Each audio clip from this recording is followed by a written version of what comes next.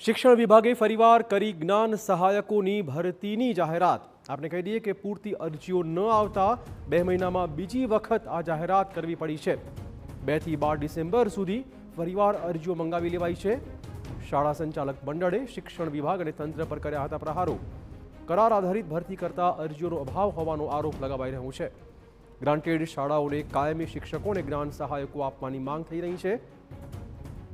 2 મહિનામાં બીજી વખત જ્ઞાન સહાયકોની ભરતી વિશે જાહેરાત કરાતા ગ્રાન્ટેડ શાળા સંચાલક મંડળે તંત્ર પર પ્રહાર કર્યા। 11 માસના કોન્ટ્રાક્ટ પર જ્ઞાન સહાયકોની ભરતી કરવામાં આવતી હોવાથી જ અરજીઓનો અભાવ હોવાનો શાળા સંચાલક મંડળે આરોપ મૂક્યો છે। શિક્ષકોની જેમ જ જ્ઞાન સહાયકોની પણ કાયમી ભરતી કરવાની તેમણે માંગણી કરી છે।